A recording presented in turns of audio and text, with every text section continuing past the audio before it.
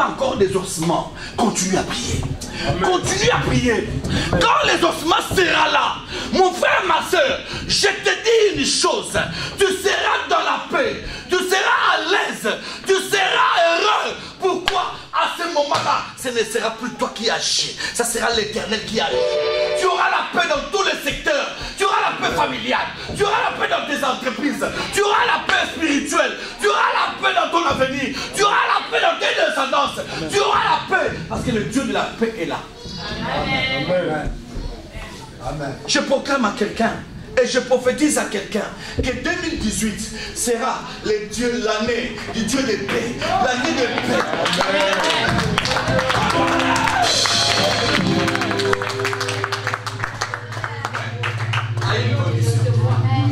À une condition. Pour que Dieu apparaisse. La Bible dit, ces jours-là, Dieu a apparu à Salomon. Il lui a dit, Salomon, ne te réjouis pas. Ne te réjouis pas. La bénédiction n'est pas gratuite. Salomon, la bénédiction n'est pas gratuite. Dans le temps de Moïse, je les avais donné Deutéronome 28. Du premier verset, j'ai posé mes conditions pour que tu sois béni. Tu dois observer, garder, mettre en pratique les préceptes, les ordonnances de l'Éternel. Et voici les bénédictions qui seront dans partage. Mais dans ton temps, moi l'Éternel, que le Seigneur vous bénisse. Moi l'Éternel, je te donne les conditions. Mes conditions, 1, humilie-toi. Sois un homme humble. Sois un homme humble. Dans la vie fait, l'orgueil périt. L'orgueil dans la chute. L'orgueil ne paye pas. L'orgueil.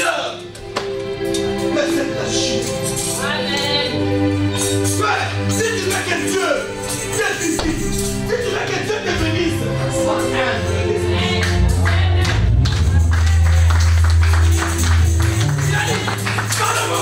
Je sais qu'il y aura un moment où le malheur viendra, où les pestes viendront, où la calamité viendra, où la famille viendra, où la maladie viendra. Mais Salomon, ne crois pas que je vous ai oublié. Non. Parce que mes yeux sont sur cette maison. Mon cœur est dans cette maison. Salomon, cette maison porte mon nom. Je ne peux pas l'abandonner. Mais à une condition. L'orgueil ne paye pas. À une condition, Salomon. Sois humble. C'est mon peuple. Il a dit dans 14. C'est mon peuple. C'est mon peuple. Il ne parlait pas à n'importe qui. Il ne parlait pas à tout le monde. Cette promesse n'est pas donnée à tout le monde. Cette promesse est pour les enfants. Dans les moments de tristesse, dans les moments durs de ta vie, sache se souvenir de cela. Il a dit, si mon peuple, verset 14, est invoqué mon nom, frère, nous portons le nom. Papa, je porte un nom. Si je ne fais pas tout ce que les jeunes font, c'est parce que je porte un nom. Frère, si je n'arrive pas à me comporter comme tout le monde, c'est parce que je porte un nom. L'enfant du président a toujours des garde-fous. L'enfant d'un prêtre doit toujours avoir des garde-fous. La femme d'un président doit toujours avoir des garde-fous. Tu ne peux pas te conduire n'importe comment. Tu ne peux pas te conduire n'importe comment. Parce que tu portes le nom de Dieu. Amen. Tu ne peux pas agir n'importe comment. Amen. Tu portes le nom du roi des rois. Amen. À tous ceux qui l'ont, à ceux qui croient en son nom. Elle a donné le pouvoir de devenir enfant de Dieu. Lesquels ne sont pas nés ni du sang, ni de la volonté de l'homme. Oh, mais de l'esprit. Mais de l'esprit. De l'esprit. De l'esprit. Oh, frères et sœurs. Ceux qui sont nés de Dieu marchent selon l'esprit de Dieu. Ceux qui sont nés de l'esprit marchent dans la vérité. Amen. Frère, peu importe qui tu es, sache-le. Ici à l'église, on ne peut pas porter de nom. Ici, tu ne peux pas porter de nom. Nous tous, nous avons un seul nom. Nous sommes des frères et sœurs. Alléluia. Nous portons un seul nom, des enfants de Dieu. Frère, ne viens pas avec l'orgueil ici. Je suis ministre. Ministre à l'extérieur. Ne viens pas avec l'orgueil ici. Je suis la femme de à l'extérieur. Ne viens pas avec l'orgueil ici. Je suis donateur. Mais quoi? La Bible dit, si toi tu ne cries pas, les pierres s'élèveront. Si toi tu ne le fais pas, les pierres s'élèveront. Frère, sœur, apprends. Apprends dans ta vie à respecter Dieu. Apprends dans ta vie à être soumis à la parole de Dieu. Apprends dans ta vie à être soumis à l'homme de Dieu. Apprends dans ta vie, si tu veux aller loin, à respecter les choses de Dieu. Apprends dans ta vie, si tu veux être, que le Seigneur te voit à tout moment. Occupe-toi de la maison de Dieu. Frère, il y a une récompense qui est attachée à ceux-là qui sont attachés à la parole de Dieu, à la maison de Dieu. Frère, ne viens pas dans l'église alors que tu as des rankings. Frère, à quoi ça sert? À quoi ça sert? Nous venons vous chercher la solution. Nous venons chercher la bénédiction. Nous venons chercher notre futur. Il y a un jour, à Paris, le vrai temple de Salomon. Il s'appelait Yoshua Massia. On lui montrait le temple. Les disciples étaient là. Ils ont dit, maître, regarde le temple. La beauté du temple. Jésus a regardé, il a commencé à pleurer. La deuxième fois que Jésus avait pleuré. La première fois que Jésus a pleuré, c'était devant la tombe de Lazare. Mais la deuxième fois, c'est quand il entrait à Jérusalem.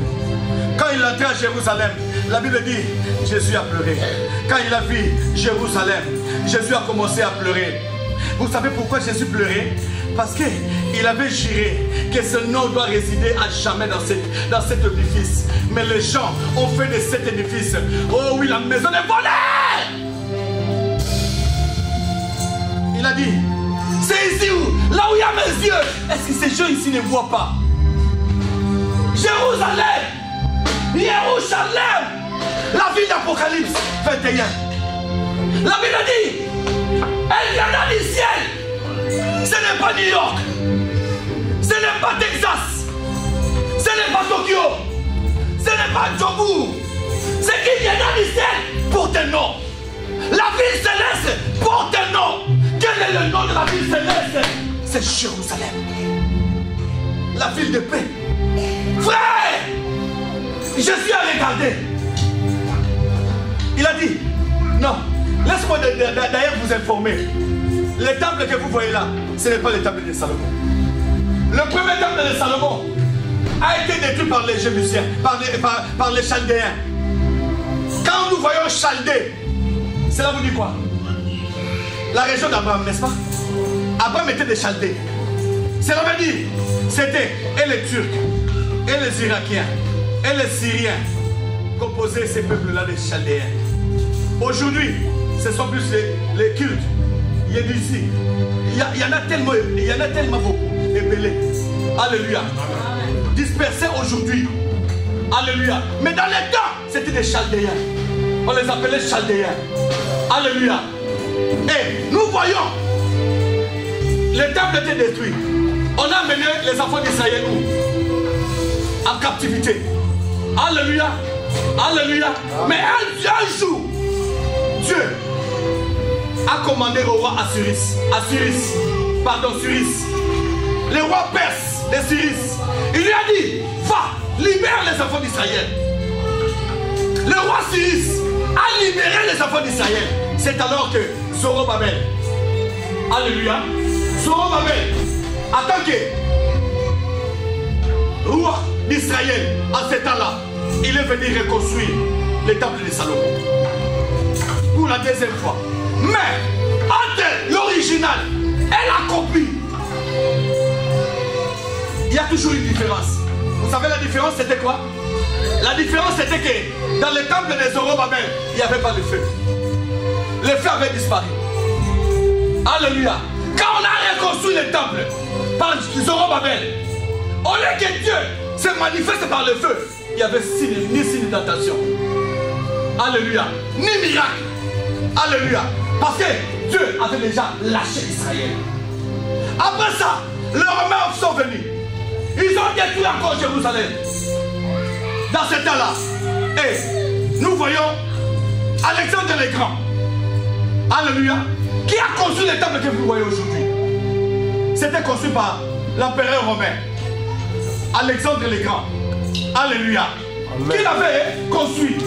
Et à la construire, Dieu n'était plus. Voilà pourquoi, quand les apôtres parlaient à Jésus de la beauté du temple, Jésus voyait à l'intérieur. Alléluia. Amen. Jésus voyait, mais vous me dites que le temple est là. Mais qui est à l'intérieur? Frère, je vais vous dire, je vous dis une chose. Ce n'est pas le fait de venir à l'église. C'est le fait de trouver Dieu à l'église. Le problème, trouve Dieu à l'église. Papa, n'y va pas dans toutes les églises. N'y va pas dans toutes les églises. Si on est les églises. Le problème, j'ai un enfant de Dieu. Quand tu vas dans une église, demande si Dieu est là. Amen. Si Dieu est là, tu vas sentir que ici, Dieu est là. Si Dieu n'est pas là, c'est qu'il y a un autre esprit qui dirige cette église. Voilà pourquoi, quand Jésus venait, il a regardé Jérusalem. Il a regardé le temple. Il ne voyait rien à l'intérieur. La gloire de Dieu était déjà partie. Le nom de Dieu était déjà effacé. Les yeux de Dieu n'étaient plus dans ce temple-là. Le cœur de Dieu n'était plus là. Jésus a commencé à pleurer. Jésus a commencé à pleurer. Il a dit, je vous dis, frère, il ne restera ni pierre sur pierre, ni pierre sur pierre. Frère, s'il y a une chose qu'on a condamné Jésus dans sa vie, c'est parce qu'il avait touché le temple. Il a dit, détruisez-moi le temple, je le reconstruirai en combien? Un jour, quand on a arrêté Jésus, il y a eu des accusateurs. Mais les derniers accusateurs qui ont touché le cœur du sacrificateur, c'était ceux-là qui sont venus dire que non. Il a dit qu'il allait détruire le temple et les reconstruire en combien de jours? 3 jours. Le sacrificateur a fait quoi? A déchiré ses âges. Frère, pour un juif, le temple, c'est la vie des juifs. Alléluia. Amen. Le temple, c'est la vie des juifs. La vie des juifs est basée dans le temple. Des sacrifices. Tout, c'est dans la vie des juifs. Aujourd'hui, il y a un proverbe. Il y a un proverbe que les juifs disent. L'année prochaine, je mangerai la Pâque à Jérusalem. Le souhait de tous les juifs, c'est manger la Pâque à Jérusalem. Voilà pourquoi, aujourd'hui, pour les juifs, Jérusalem n'est pas à négocier. Même si tu veux Tel Aviv, on va te donner Tel Aviv. Tu veux Hébron, on va te donner Hébron. Tu veux Samarie, ils vont te donner Samarie. Mais quant à Jérusalem, la cité de David, là où il y a le nom de Dieu de paix, c'est pas négocié. Frère, oh, maintenant je chute. Pour te dire, tu peux tout jouer avec en 2018.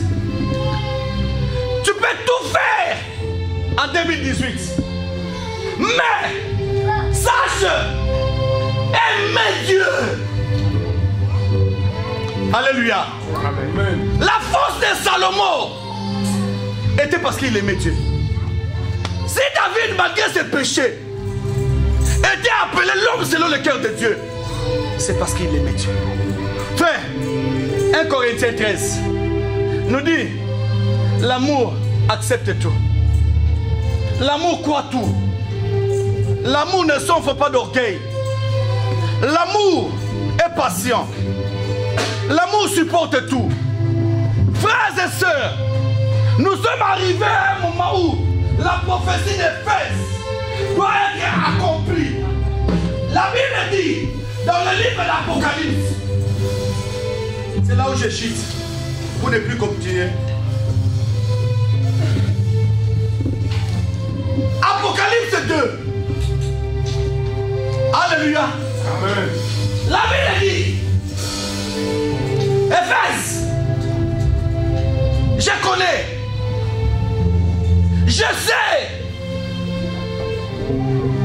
Tu résistes au Balaam. Tu résistes à Nicolaïde d'Éphèse. Je le sais. Je sais qu'il y a une chose.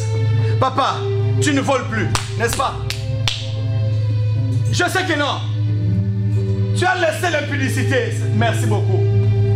Je sais que tu as laissé tout le mal. Merci beaucoup.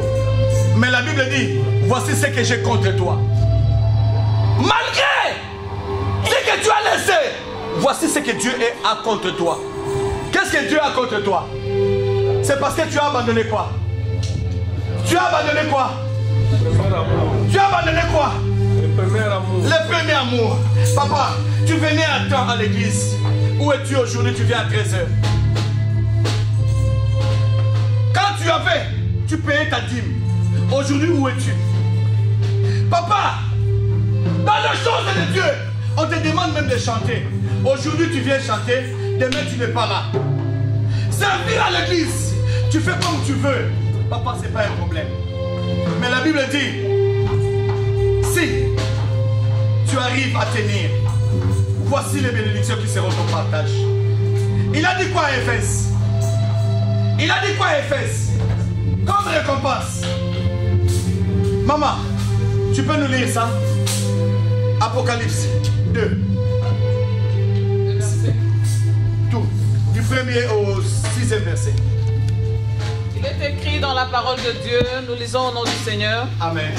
Écrit à l'ange d'Éphèse. Écrit à l'ange d'Éphèse. Voici ce que dit celui qui tient les 7 étoiles dans sa main droite. Dans sa main droite. C'est lui qui marche au milieu des 7 chandeliers d'or. Il marche de la sainteté. Je connais tes œuvres. Je connais tes œuvres.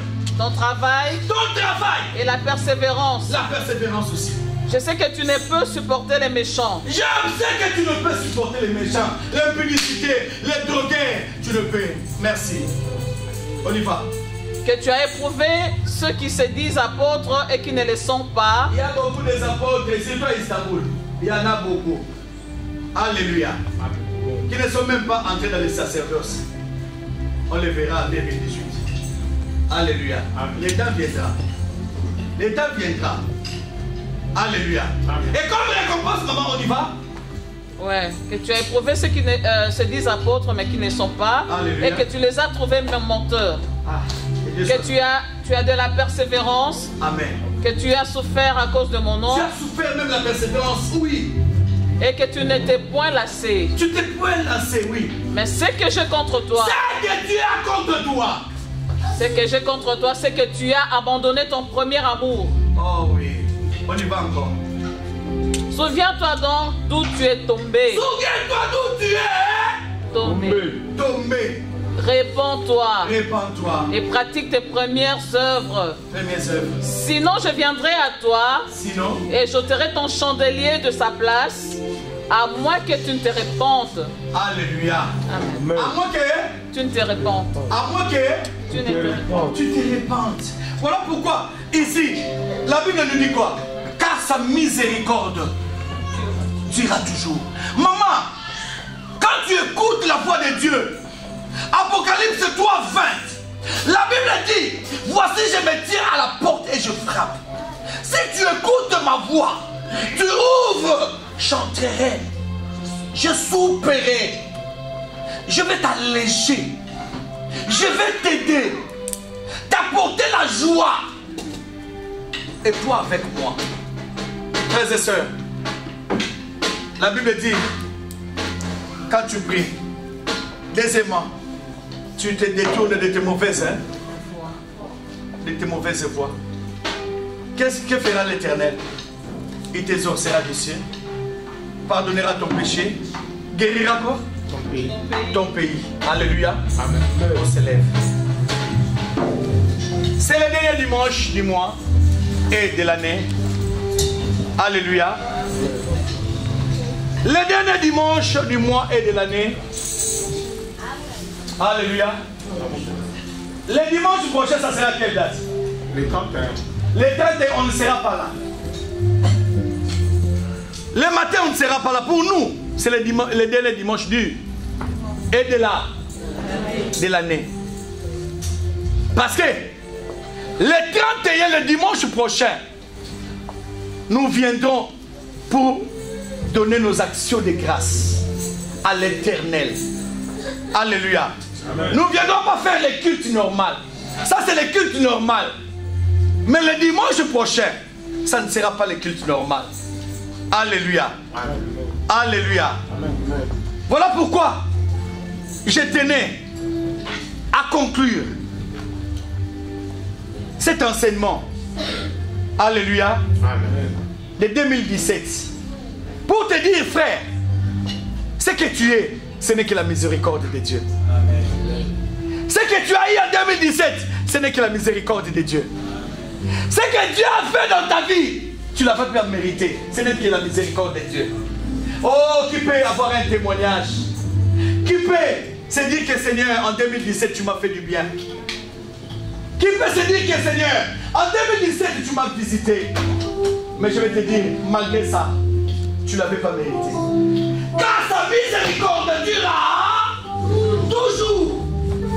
Comme conclusion de cet enseignement, tout ce que nous sommes devenus aujourd'hui, ce n'est que la miséricorde de Dieu. Comme conclusion de cette année, je conclue l'année. Ma conclusion de l'année, c'est que aujourd'hui, ce qui s'est passé, en bien et en mal, ce n'est que la miséricorde de Dieu. Frère, sœur, si tu étais malade, Dieu t'avait guéri, alors que les autres étaient morts, ce n'est que la miséricorde de Dieu.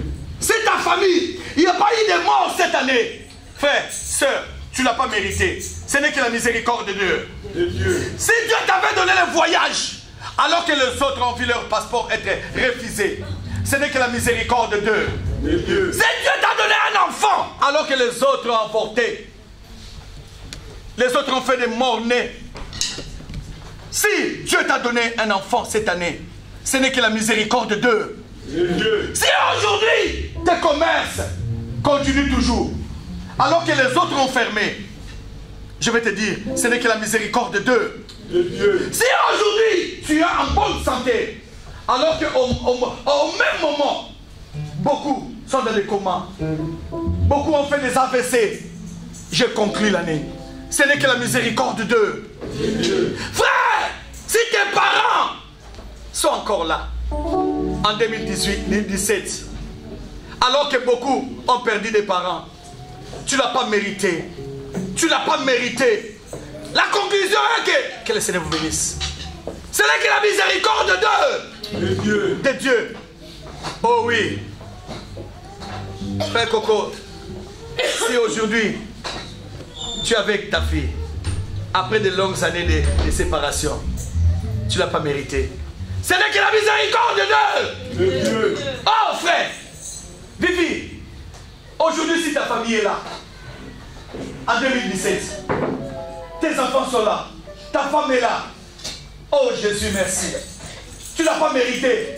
Ce n'est que la miséricorde de Dieu. Hey, vraiment, si nous voyons des enfants nés à l'église, oh Jésus, merci. Quand je vois les enfants à l'église, je bénis le Seigneur. Je dis Seigneur, ses parents n'ont pas mérité. Ce n'est que la miséricorde de Dieu. Frères et sœurs, si tu as quitté le pays,